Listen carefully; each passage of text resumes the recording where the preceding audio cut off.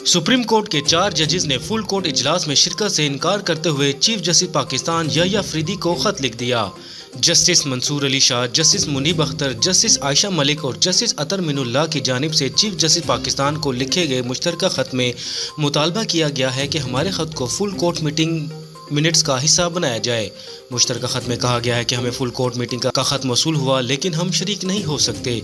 Rules मंजूरी के लिए कभी फुल कोर्ट के सामने नहीं रखे गए। फुल कोर्ट मीटिंग मिनट्स को पब्लिक भी किया जाए। हमारी राय में रूल्स गैर कानूनियत का शिकार हो चुके हैं।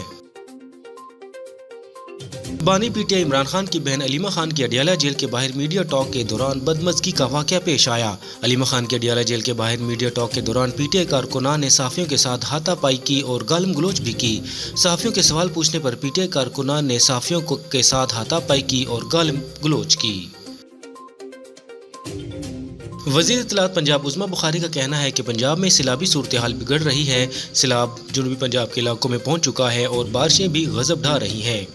लाहौर में मीडिया से गुफ्तगू करते हुए उज़्मा बुखारी का कहना था कि सैलाब मुतासिन को बारिश और पानी से मुश्किलात हो रही हैं। हुकूमत ने इतनी बड़ी आफत में बेहतरीन काम किया, मुल्क की तारीख में मिसाल नहीं मिलती। वज़ीर आला मरियम नवाज बड़े रिलीफ पैकेज का ऐलान करने जा रही हैं।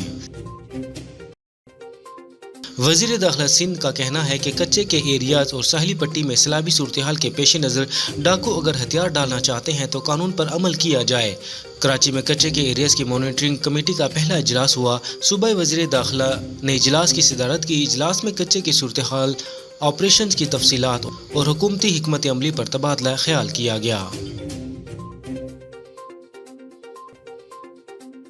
और स्टेट बैंक के मुताबिक तरक्की के लिहाज से तरसीलात ज़र में 6.6% इजाफा हुआ है और रवां माली साल के पहले 2 महीनों में वर्कर्स के तरसीलात ज़र में 7.0% इजाफा हुआ। स्टेट बैंक का कहना है कि सऊदी अरब से $73 करोड़, मुत्तहिदा अरब अमारात से $64 करोड़ से ज़ायद वर्कर्स तरसीलात हैं।